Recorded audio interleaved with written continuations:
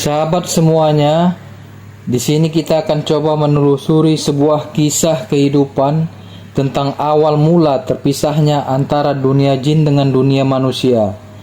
Bayangkan jika dunia manusia dengan dunia jin tidak terpisah, karena awal peradaban manusia antara jin dan manusia bisa saling melihat. Kita juga menelusuri kisah awal mula perzinahan dan permainan musik pertama kali di atas muka bumi ini. Sungguh tipu daya setan sungguh nyata, dan merugilah orang-orang yang mengikuti tipu dayanya. Assalamualaikum warahmatullahi wabarakatuh. Nabi Adam memiliki seorang putra bernama Syed, yang berarti hadiah yang diberikan Allah kepada Nabi Adam setelah kematian putranya Habil. Habil adalah seorang anak yang soleh, seorang hamba Allah yang soleh, sehingga Adam sangat dekat dengan Habil. Ketika Nabi Adam kehilangan Habil, beliau sangat sedih, sehingga Allah mengganti Habil dengan Syed. Syed tidak hanya seorang yang soleh, tetapi juga seorang nabi dan utusan Allah, dan Nabi Adam menamakannya Syed, yang berarti hadiah dari Allah. Sahabat semuanya, Nabi Syed mempunyai risalah, yaitu risalah memisahkan dunia manusia dengan dunia jin. Berkat risalah beliau, Allah kemudian memisahkan alam manusia dengan alam jin. Sebelum Syed bertugas, dahulu masih bisa dilihat jin atau setan yang berkeliaran. Jarak jin dengan manusia tidak ada, semuanya bisa terlihat. Kemudian Nabi Adam alaihissalam berdoa, semoga ada di antara anaknya yang melanjutkan risalahnya. Kemudian terpilihlah di antara anaknya, yakni Syed, menjadi orang yang menutup pandangan manusia melihat jin.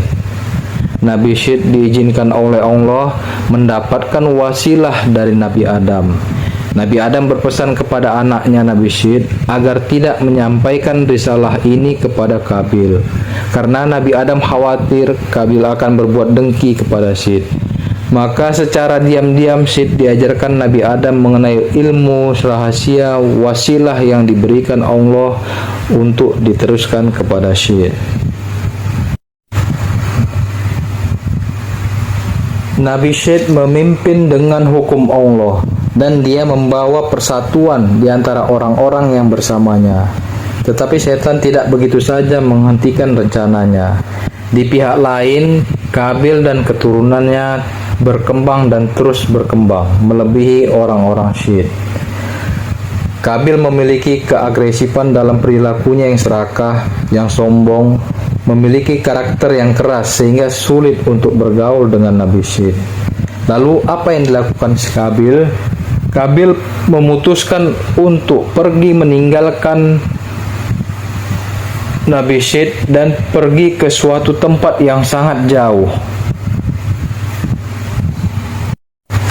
Jadi Qabil memutuskan untuk pergi ke lembah dan pergi ke dataran rendah di suatu tempat yang sangat jauh.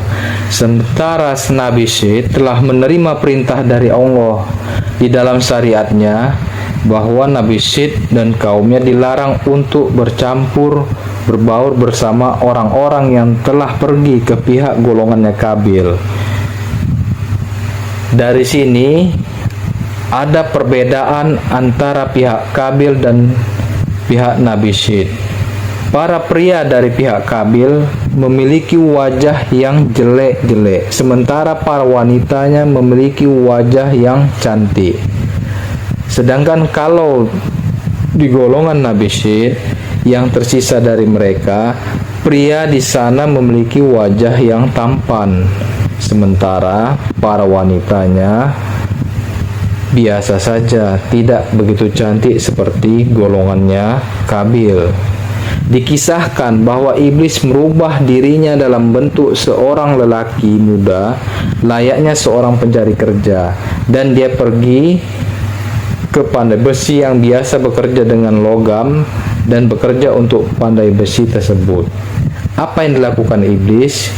Iblis mencoba menciptakan sebuah suruling, dan dengan suruling itu dia keluar dan dia memperkenalkan suruling itu ke semua orang dari pihak Qabil.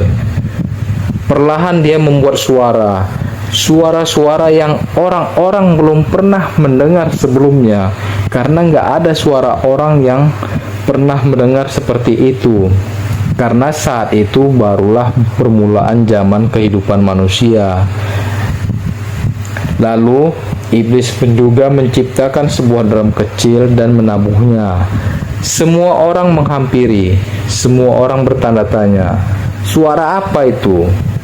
Lalu mereka menghampirinya dan menyaksikan apa yang telah terjadi. Orang-orang mendengar suara yang indah, mereka menikmatinya, mereka menikmati alunan musik itu. Wow, orang-orang ini pintar, mereka jauh lebih maju dari kita, dan mereka pun begitu asik menikmatinya. Mereka perlahan-lahan mulai merupakan perintah-perintah Allah. Di lain pihak, Nabi Syed tetap istiqomah dalam mengingatkan umatnya, dan dia tetap memberitahukan umatnya mana yang benar, mana yang salah. Dalam hal ini, kita temukan bahwa setan sedang mengajarkan mereka cara melakukan kejahatan.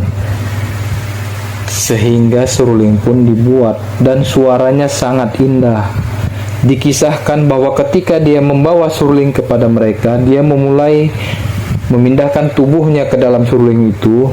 Mereka mendengarkan alat musik itu. Semakin mereka mendengar, setiap bagian tubuh mereka bereaksi terhadap alunan suara musik itu, dan secara spontan mereka pun mulai menari. Inilah cara mereka mengenalkan alat musik kepada dunia, dan melalui alat musik itu mereka dikuasai oleh jin itu. Mereka benar-benar menyisihkan di suatu hari dan malam agar suara kenikmatan musik itu benar-benar mereka adakan secara terus-menerus. Akhirnya dibuatlah suatu acara agar dalam 1 minggu orang-orang benar-benar berpesta dan mereka terus berpesta. Hingga datang waktu di mana sebagian pemuda dari pihak golongan Nabi Syed dikunjungi setan, dan apa yang dilakukan terhadap mereka. Beberapa di antara mereka tertarik, ada yang mendatangi, ada juga yang ragu dengan kejadian itu. Sebagian bertanya-tanya. Setan membuat mereka mempertanyakan hukum Allah. Mengapa kita dilarang untuk berhubungan dengan sepupu kita sendiri, dengan kerabat kita ini? Apa maksud hukumnya? Apa alasannya? Sebegitu burukkah mereka? Dikisahkan orang-orang yang berada di pegunungan kaumnya Nabi Syed mulai mendengarkan suara musik-musik itu, mulai mendengarkan seruling itu. Beberapa dari mereka ada yang menyukainya, dan beberapa dari mereka ada juga yang mendatangi arah suara musik itu. Lalu mereka memutuskan, mari kita lihat apa yang sedang terjadi. Sebagian dari mereka turun dari gunung. Mereka memperhatikan, mereka melihat langsung apa yang telah terjadi, dan itu menarik perhatian mereka. Bayangkan, awal mulanya mereka tidak berniat untuk berbuat jahat. Namun ketika mereka melihat semua orang sedang berpesta, mereka melihat wanita-wanita yang sangat cantik.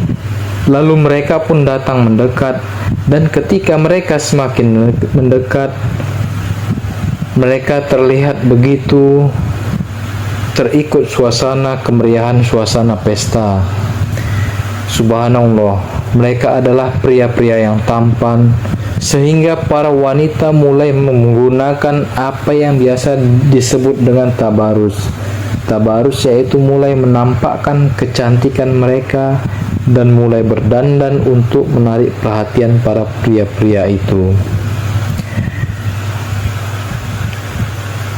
Para pria-pria dan wanita di sana mulai bercampur berbaur melalui musik dan bersama-sama sedemikian rupa.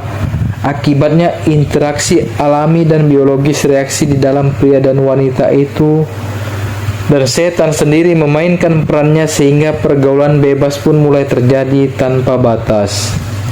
Para ulama sebagian mengatakan bahwa inilah saat awal mulanya zina. Inilah saat perzinahan dan hubungan di luar nikah dimulai. Perlahan tapi pasti, dengan pengenalan dari awal seruling dan musik yang disebut sebagai perayaan antara pertemuan pria dan wanita, dan diadakannya saling menari dari waktu ke waktu, zina telah dilakukan. Para pria muda ini, mereka menikmati suasananya karena mereka punya musik, mereka punya wanita, mereka punya segalanya. Mereka berpesta, mereka menikmati, lalu mereka pergi. Hingga mereka kembali mengabarkan kepada pemuda lainnya, "Kalian tidak tahu apa yang kalian lewatkan. Kalian lihat, mereka punya suara-suara yang beda, dan suaranya sangat luar biasa." Orang-orang ini pun kembali ke bawah dalam kelompok yang lebih besar, dan kelompok mereka berkembang, dan setiap waktu pesta berlangsung secara terus-menerus. Inilah dosa yang dilakukan secara bersama-sama. Banyak orang menyukainya, zina, perzinahan, persetubuhan di luar nikah.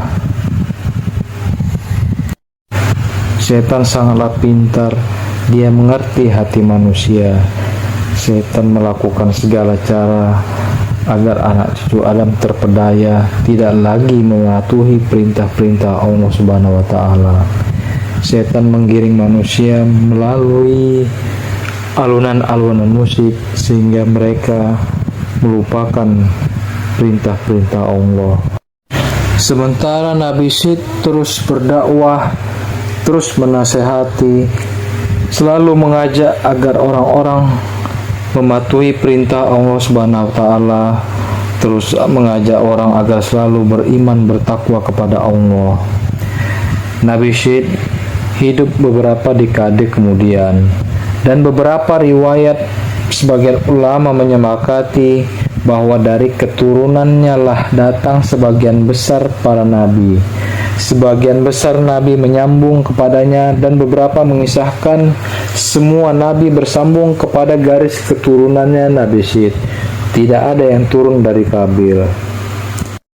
Semoga dengan kisah ini menjadi sebuah pembelajaran bagi kita agar selalu patuh, agar selalu taat kepada perintah Allah, dan selalu memohon perlindungan kepada Allah agar selalu dijauhkan dari tipu daya setan. Assalamualaikum warahmatullahi wabarakatuh.